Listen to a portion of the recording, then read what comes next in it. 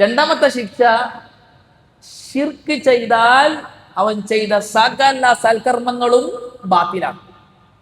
മറ്റു പാപങ്ങൾ ചെയ്താൽ സൽക്കർമ്മങ്ങൾ ബാത്തിലാവില്ല, അവൻ പാപം ചെയ്ത കുറ്റം കിട്ടും. ശിർക്ക് ചെയ്താൽ സൽക്കർമ്മങ്ങൾ മുഴുവനും ബാത്തിലാണ്.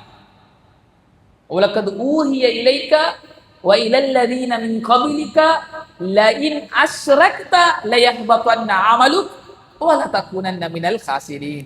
ഓ പ്രവാചകരെ, അങ്ങേക്ക് മുമ്പുള്ളവർക്കും നാം വഹി നൽകിയിട്ടുണ്ട്, ബോധനം നൽകിയിട്ടുണ്ട്. എന്താണ് ബോധനം നൽകിയത്?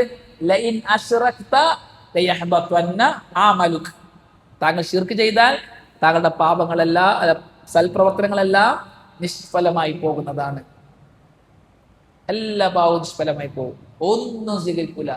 ഒരാള് 60 കൊല്ലം ജീവിച്ചു കൂട്ടിക്കോ, 60 കൊല്ലം നിസ്കരിച്ച നിസ്കാരം, 60 കൊല്ലം ഹജ്ജ് ചെയ്ത ഹജ്ജ്, 60 കൊല്ലം സക്കാത്ത് കൊടുത്ത സക്കാത്ത്, 60 കൊല്ലം നിർവഹിച്ച നോമ്പ്, 60 കൊല്ലം ഏതെല്ലാം സൽക്കർമ്മങ്ങൾ ചെയ്തിട്ടുണ്ടോ അതെല്ലാം ബാത്തിലാകും.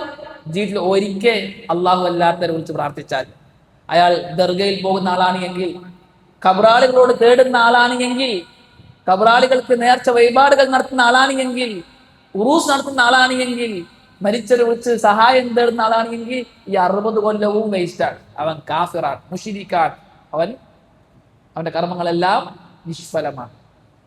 അങ്ങനത്തെ ആൾക്കാരുടെ കർമ്മങ്ങൾ അല്ലാതെ അറിയോ? വഖദിംനാ ഇലാ മാ അമിലു മിൻ അമലിൻ ഫജഅൽനാഹു ഹബാഅൻ മൻതൂറ. ആ കർമ്മങ്ങളൊക്കെ അല്ലാഹ് എടുത്തിട്ട് കാറ്റിങ്ങ് പറത്തി കളയും, ഒന്നും സ്വീകരിക്കില്ല, ഒക്കെ വേസ്റ്റ്. സക്കാത്ത് വേസ്റ്റ്, ഹജ്ജ് വേസ്റ്റ്, നോമ്പ് വേസ്റ്റ്, എല്ലാം വേസ്റ്റ്. എന്തില്ലാത്തത് കൊണ്ട്? തൗഹീദ് ഇല്ലാത്തത് കൊണ്ട്, ശിർക്ക് ചെയ്തത് കൊണ്ട്, മരിച്ചവരെ വിളിച്ച് പ്രാർത്ഥിച്ചത് കൊണ്ട്, ദർഗയിൽ തവാഫ് ചെയ്തത് കൊണ്ട്, ദർഗയിൽ നേർച്ച വഴിപാടുകൾ നടത്തിയത് കൊണ്ട്, എല്ലാം മാത്രമേ